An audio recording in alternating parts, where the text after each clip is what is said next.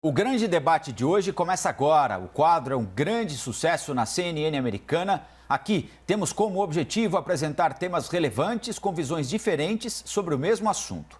Tudo para você construir a sua opinião, a sua forma de pensar.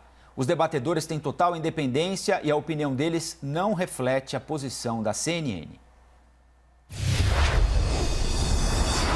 Participam comigo a advogada Gisele Soares e o advogado Tiago Anastácio. Nosso primeiro tema é: o presidente do Superior Tribunal de Justiça, o ministro João Otávio de Noronha, concedeu prisão domiciliar a Fabrício Queiroz, ex-assessor de Flávio Bolsonaro, atualmente senador, quando era deputado, e da mulher dele também, Márcia Oliveira de Aguiar. Após a prisão de Queiroz, o âncora da CNN, Caio Junqueira, e a analista da CNN, Thaís Arbex, noticiaram que aliados de Flávio Bolsonaro apostavam que o STJ poderia barrar as investigações contra ele e soltar Queiroz. A aposta era baseada na boa relação do presidente com Noronha, por quem Bolsonaro diz ter sentido, abre aspas, amor à primeira vista, fecha aspas. A CNN apurou que nos bastidores a decisão já está sendo questionada por advogados criminalistas e até mesmo por integrantes do STJ. Tiago e Gisele, essa decisão de conceder prisão domiciliar a Fabrício Queiroz e a mulher dele beneficia a família Bolsonaro? Começo com a Gisele. Bom dia. Bom dia.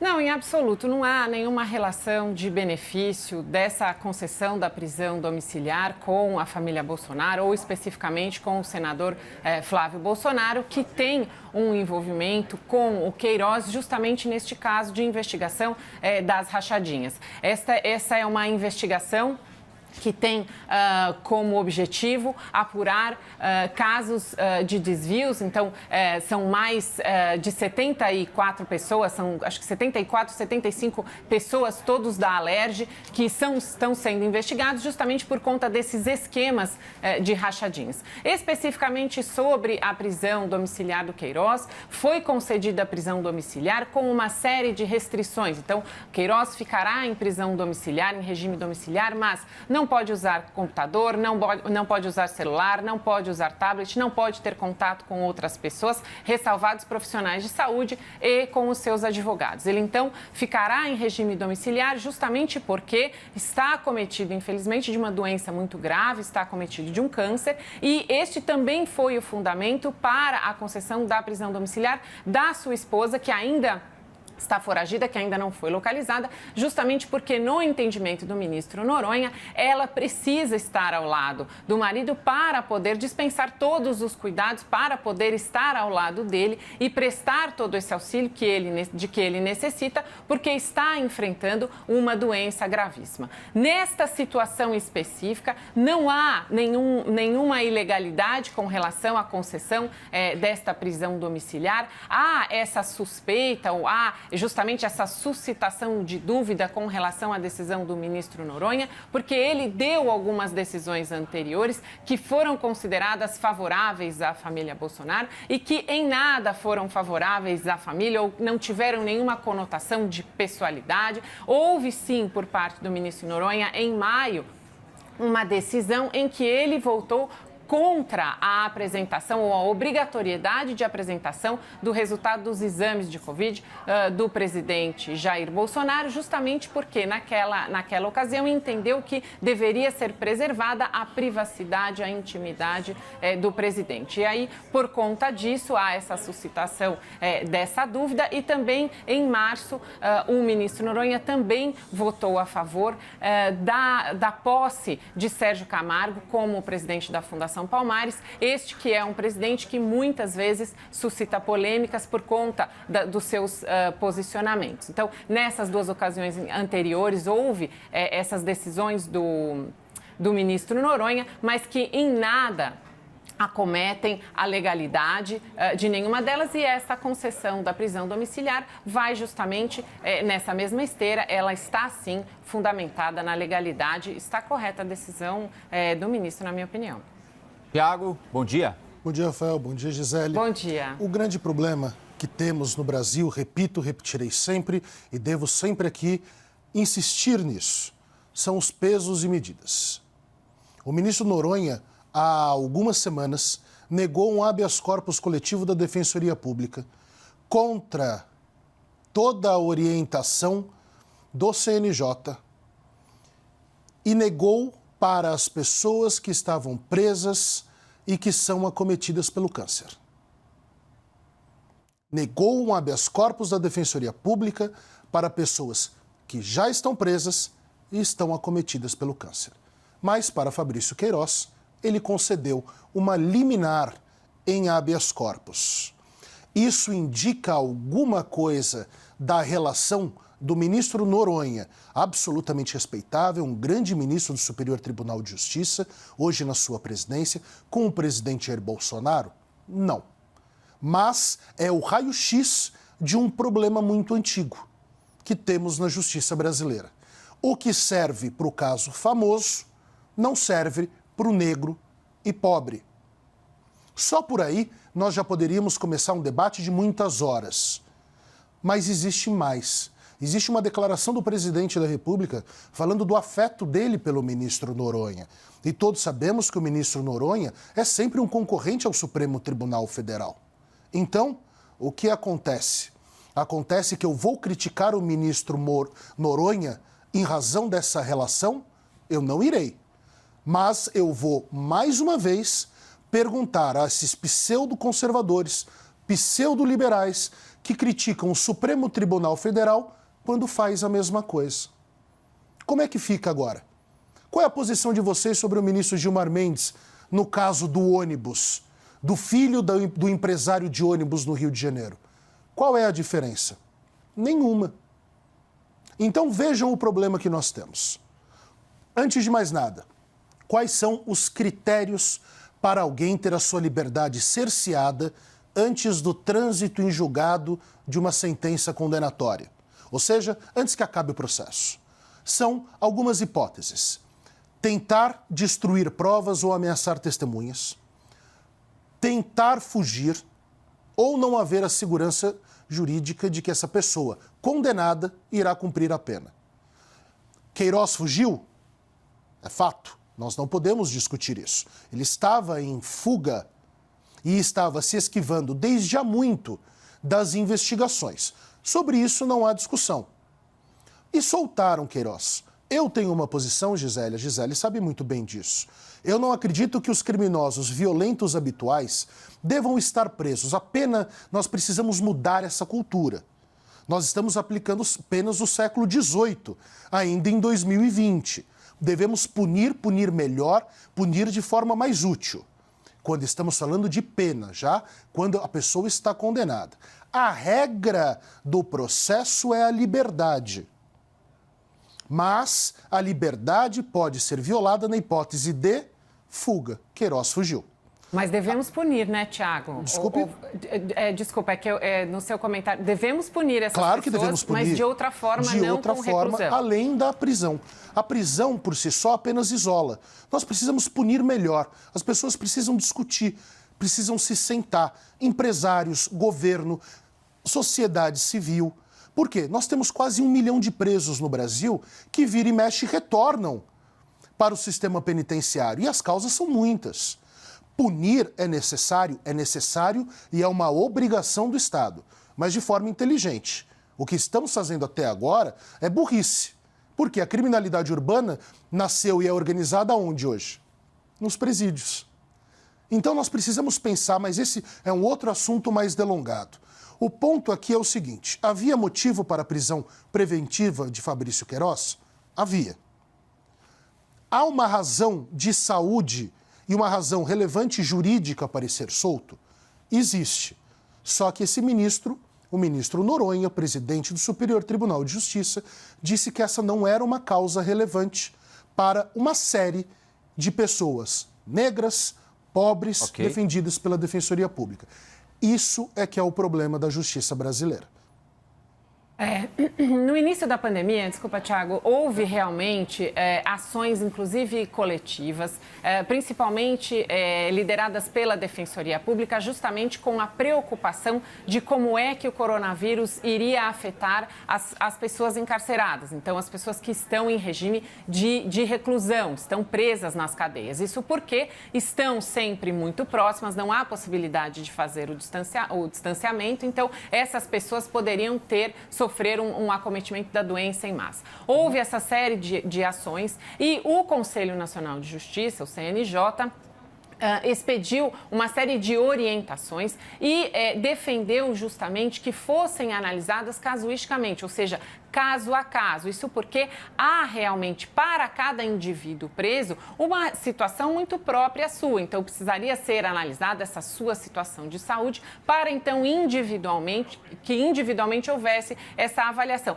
O que, no meu entendimento, é correto, porque realmente fazer essas liberações em massa, isso só traria mais benefícios para aquelas pessoas que já gozam, inclusive, no regime carcerário, de um atendimento à saúde. Ou seja, o preso que fica doente, ele já tem este atendimento, essa previsão de atendimento. Haveria uma possibilidade do colapso desse sistema? Sem dúvida nenhuma, mas isso precisaria ser olhado mais detidamente. Então, nesse aspecto é que realmente os juízes ficaram com essa incumbência de fazer uma análise muito casuística, fazer uma análise caso a caso, para não darem essas decisões coletivas. Essa foi a orientação.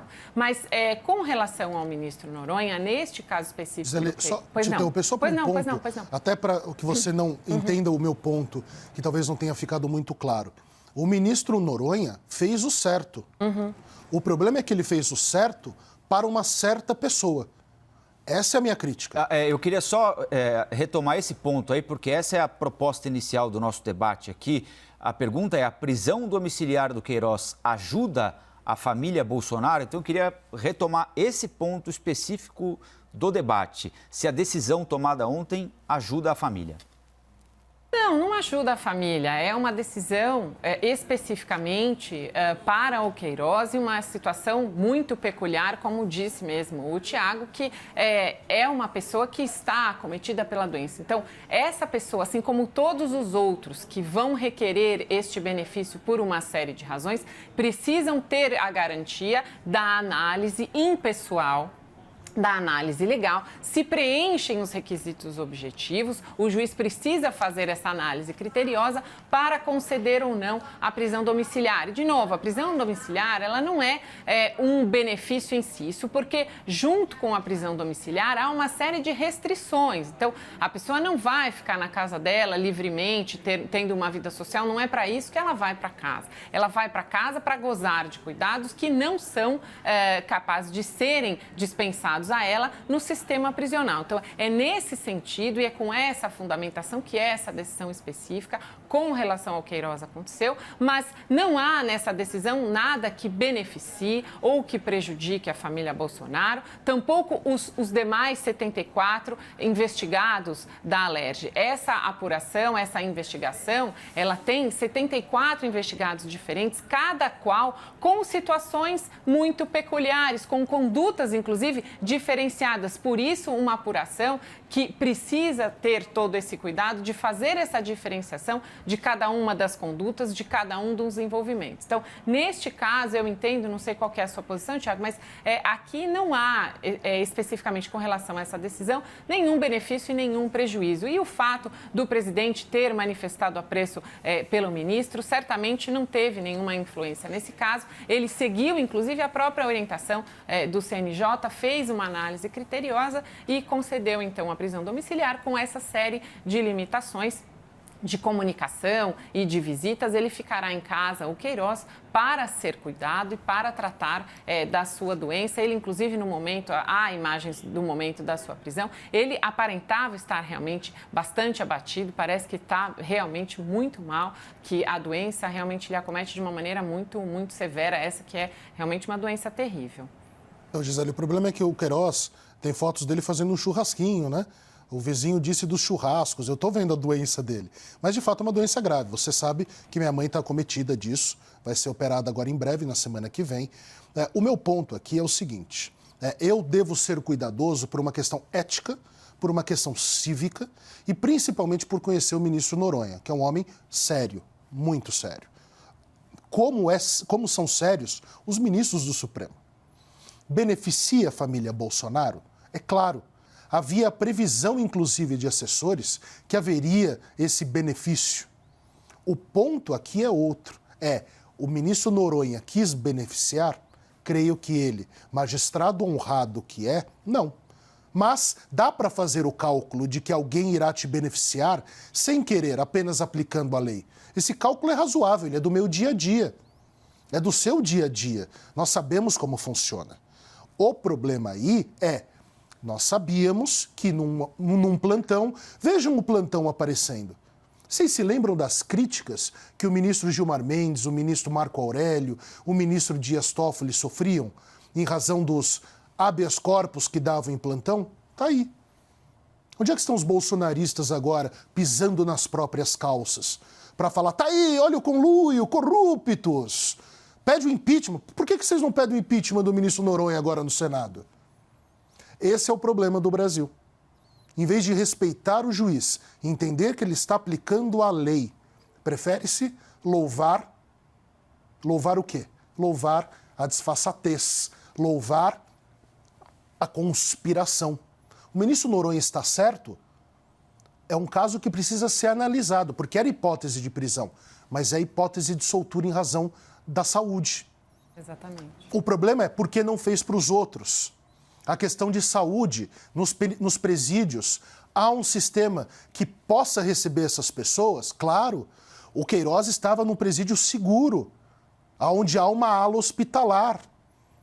Por que foi solto? E aí solta a mulher também para cuidar do Queiroz? Isso é muito incomum. É errado? Não é, mas é incomum. Que não se apresentou, por exemplo, que está foragida. Eu sou favorável a essa decisão. É que eu não consigo encontrar qual é a situação político-jurídica para nós falarmos o seguinte, que essa prisão é ok e toda a história de desconstrução do Supremo Tribunal e dos seus ministros, e esse ódio que achincalhou não só os ministros do Supremo, mas também do STJ, eu fico me perguntando onde está esse ódio agora, porque aconteceu um fato idêntico. E agora os bolsonaristas estão aplaudindo. Eu concordo com a decisão, repito, ela é correta? Eu, se fosse ministro, provavelmente a tomaria. Mas a questão fica aí. A hipocrisia fica escancarada. Não a hipocrisia do ministro, mas daqueles que acham que é um grande fla-flu o sistema de justiça. É isso que me incomoda.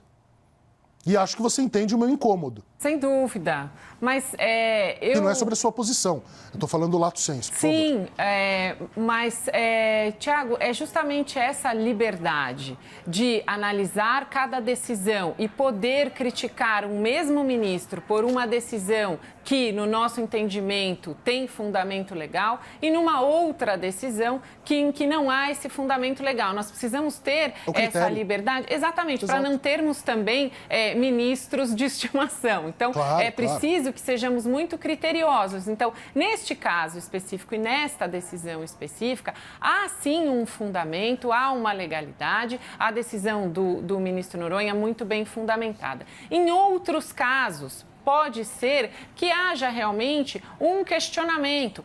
A gente não pode esquecer nunca, Tiago, que num processo há uma disputa de duas versões e que necessariamente o juiz ele irá agradar uma das partes e desagradar a outra. É que no criminal, Gisele, pois não, as duas versões, em regra, a versão da acusação é sempre a louvada. Esse é o problema, é diferente do cível. No criminal, a defesa, o indivíduo contra o Estado já sai perdendo. Inventaram até um princípio, você acredita, no Brasil? Um tal de indubio pro societate. A dúvida em favor da sociedade. Invenção brasileira. Invenção de desembargador que achava que falava latim. Pois é, mas talvez esse seja um dos nossos papéis importantes, justamente mostrar que são dois pontos de vista diferentes, são duas narrativas sobre os mesmos fatos e que essas narrativas são, então, levadas à apreciação do Poder Judiciário e o juiz terá que dar uma decisão porque ele é obrigado a decidir ao ser suscitado. E ele necessariamente irá agradar uma das partes e desagradar a outra. É claro que na justiça criminal existe o acusador e o acusador é o Estado, em 90% dos casos, ressalvados crimes muito específicos, mas sempre o acusador é o Estado e o acusado é o cidadão que cometeu ou não. E eu não vi nunca nenhum bandido vir e dizer, não, cometi sim, fiz mesmo. Normalmente, as pessoas exercem a sua defesa e negam o crime ou, muitas vezes, dão a justificativa para o cometimento daquele crime. O nosso papel talvez seja justamente esse, Tiago, desconstruir essa narrativa de que a pessoa, o réu, ele é sempre aquele que é visto com maus olhos e que já é condenado pela sociedade antes de gozar dos seus direitos de ampla defesa, antes de gozar do princípio do devido processo legal, ou seja, ele precisa ter garantia do contraditório, de apresentar provas, de se defender e ao final ter um julgamento justo. Eu vou te dar um exemplo, Rafael, você me permite, é uma história um pouquinho só, meio comprida, mas mostra uma situação jurídica que eu acho que os telespectadores vão gostar. Eu estava no Superior Tribunal de Justiça um pouco antes da pandemia. Curiosamente, eu tinha dois casos. Um caso que eu estou por uma pessoa que começou a ser investigada agora, mas muitos outros corréus estavam pedindo a soltura no STJ e eu estava indo fazer a defesa de um rapaz, tá? Esse primeiro caso, em que eu não participaria do julgamento, as pessoas podem tomar, em média, uns 100 anos de prisão. Corrupção, organização criminosa, lavagem de dinheiro, desvio de dinheiros públicos, que não é no estado de São Paulo, é em outro estado da federação, tá? O STJ soltou todo mundo. O critério deles, ninguém tentou fugir, ninguém ameaçou testemunhas, nem nada. Uma decisão correta do STJ, porque a regra diz, excepcionalmente se prende. Vejam o caso que eu fiz a sustentação oral. Um menino de 32 anos, chamado Flávio, estava em casa, numa cidade do interior, quando chamaram ele na delegacia. A irmã dele tinha sido, por causa de uma briga de trânsito, uma irmã, retirada do carro violentamente na briga e tomado um tapa no rosto. Eu usei a expressão espancada no TJ, aqui de São Paulo. O desembargador falou, ela não foi espancada, ela apenas tomou um tapa. Veja isso. O Flávio não tentou fugir, não ameaçou nenhuma testemunha. O que aconteceu? Ele foi para a delegacia, o agressor confessa que fez, o delegado libera o agressor, eles saem juntos, agressor e vítima. O agressor olha para a família do meu cliente. A irmã agredida, você imagina já a situação, o clima. Todo mundo primário, bons antecedentes. O agressor olha e faz assim para a família. Meu cliente perdeu a cabeça. Pegou um canivete, foi para cima do agressor. Deu diversas facadas, mas facadas superficiais. No dia seguinte, isso já era noite, no dia seguinte a vítima já estava andando na rua e, posteriormente, já cometeu outros crimes, porque ele já, inclusive, tinha ameaçado de morte o delegado. Gisele, meu cliente está preso há 2 anos, preventivamente. Ele pode ser condenado no máximo a 8 por uma tentativa de homicídio qualificada, se todas as teses de defesa não forem aceitas. De todas. Há 2 anos, sem previsão de julgamento. Ele é cardíaco. Está num presídio infestado de Covid. O STJ não soltou. Aí eu falo do critério. Olha o absurdo. Quem é mais perigoso para a sociedade? Se a gente for violar o processo penal e estabelecer periculosidade das pessoas, que é um absurdo, quem é mais perigoso? O que pode, no máximo, ser condenado a 8, 10, ou quem pode ser condenado a 100? É isso que deixa indignado. Porque um rapaz já foi pré-julgado. Ele agora já está numa situação prisional mais grave na prisão preventiva do que se ele estivesse já cumprindo pena, ele já estaria no semiaberto. E esse é o problema do nosso sistema de justiça. E olha que ele tem até um advogado razoável. Eu me considero um advogado razoável. Eu pleiteei bonitinho. Só que quem pode tomar 100 anos de prisão é solto. Ele que pode tomar no máximo 8 ou 10 porque se encontra desculpa. O Tribunal Superior não analisa a prova. Sabe aquela história do Lula, da prisão de segunda instância? Eles usam, mas quando querem. Esse é o problema. Você acha justo uma prisão como essa? 2 anos, sem possibilidade de marcar o julgamento para agora? Numa situação como essa, que a gente sabe, é da academia, é um homicídio privilegiado. Violenta emoção após injusta provocação da vítima. O rapaz, a vítima, ameaçou o delegado de morte. O menino é o estorvo do livro do Chico Buarque. Como é que a gente faz numa situação como essa? Porque a soltura, a liberdade é a regra.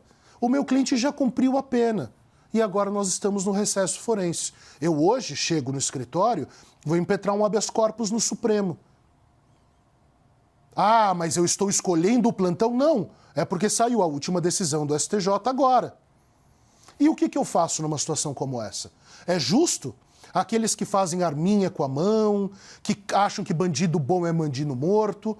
Esse daí, essa vítima, é o mais bandido que eu já vi. Ele provocou, agrediu, ameaçou. Como que um homem de bem, para usar a expressão que eu tenho horror, um homem de bem reage?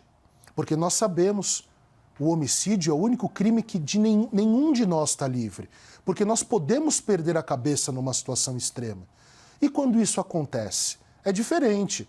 Nós vamos dizer que esse rapaz cometeu a tentativa de homicídio dos traficantes? Não. Dos milicianos? Não. Dos machistas que acham que a mulher é propriedade? Não. Então esse é o problema, é o critério. Eu aceito e concordo com o critério do ministro Noronha. Concordo com ele, mas desde que seja para todos.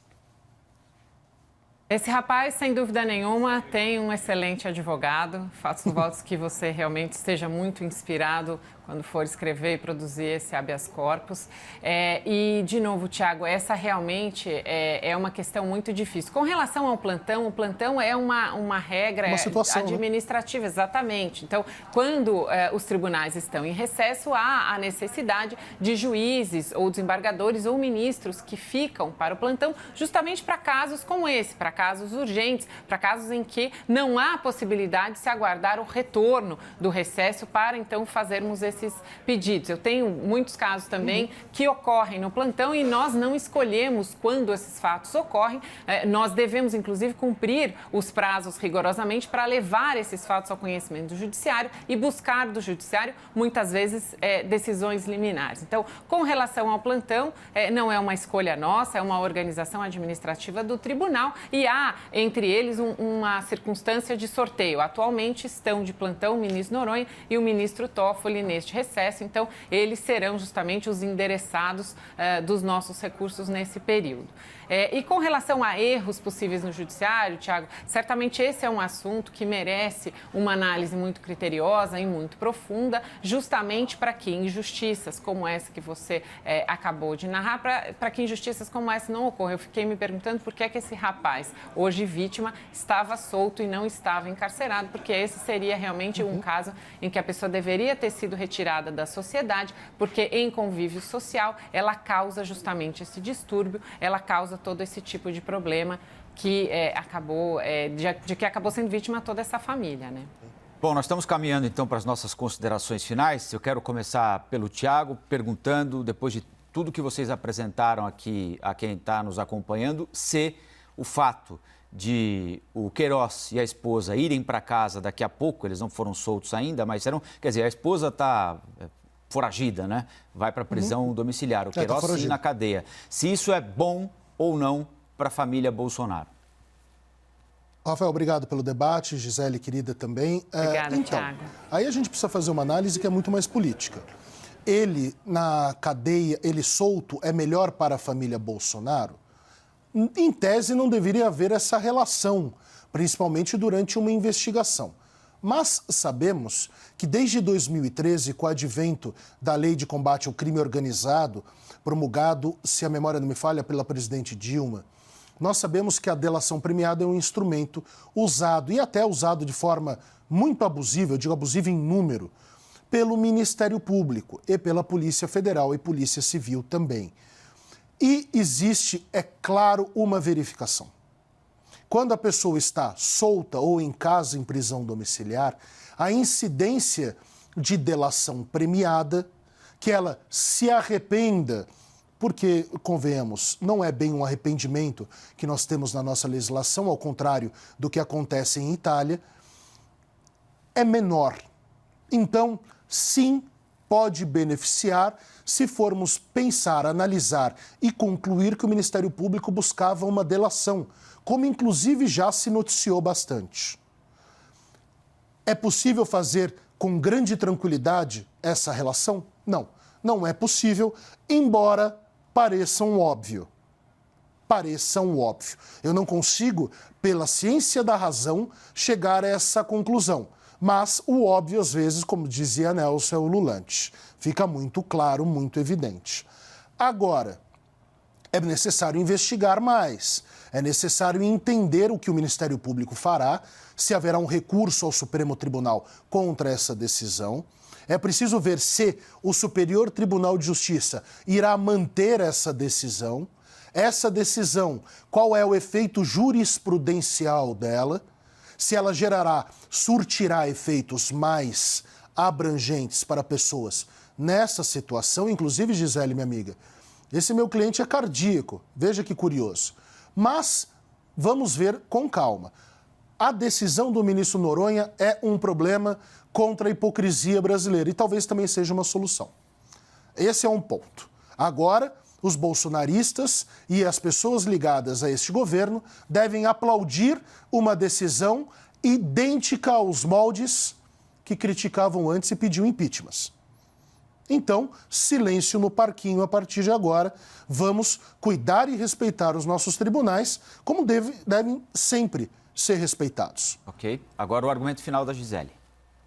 Acho que temos que tomar um pouco de cuidado com essa dicotomia que é muito fomentada, bolsonaristas, oposição, para que justamente essa dicotomia não seja fomentada e também não contamine uma análise criteriosa de uma decisão judicial. Então, este caso, Queiroz, é um dos 74 casos de rachadinhas que vem sendo investigado no âmbito da Alerj, que teriam ocorrido no passado, em 2018, quando o atual senador Flávio Bolsonaro era deputado. Há quantitativos de desvios muito maiores, muito mais importantes. Todos esses casos devem ter a mesma atenção da Polícia Federal, do Ministério Público e do Poder Judiciário, para que todos os envolvidos sejam, então, devidamente investigados, que a eles seja garantida a ampla defesa, o contraditório, o devido processo legal e que sejam condenados, que sejam punidos aqueles contra os quais haja provas suficientes e robustas de que cometeram esses desvios, de que cometeram esses delitos. Então, neste caso específico do Queiroz, não há neste momento, por conta dessa decisão, que é uma decisão fundamentada na lei, que é uma decisão fundamentada nas próprias orientações do Conselho Superior de Justiça, do Conselho Nacional de Justiça, do CNJ. Então, neste caso específico, essa é uma decisão técnica, uma decisão expedida pelo ministro Noronha por conta do plantão judiciário. Ele é o presidente do STJ, é então o destinatário dessas decisões nesse período de recesso. E não há nenhuma forma de comprometimento ou de relação perniciosa entre esta decisão judicial com um eventual benefício ou em prejuízo do senador Flávio Bolsonaro ou da família Bolsonaro, que estariam de qualquer forma envolvidos ou que teriam qualquer privilégio ou que haveria certa pessoalidade dessa decisão por conta do ministro. O ministro expediu uma decisão técnica para Queiroz e para sua mulher. Ele tem comorbidade, estamos num período de pandemia e ele então será tratado em casa com todas as outras restrições que deverão ser criteriosamente analisadas para que ele realmente não tenha acesso a convívio com pessoas, a tablets, a nenhum tipo de comunicação, que ele respeite, inclusive, seja monitorado eletronicamente.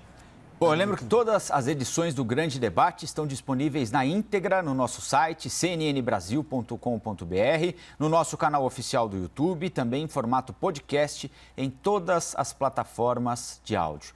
Obrigado, Gisele. Obrigada. Tiago, bom final de semana para vocês. Bom Obrigado, final de abraço, semana. querido. Tchau, tchau.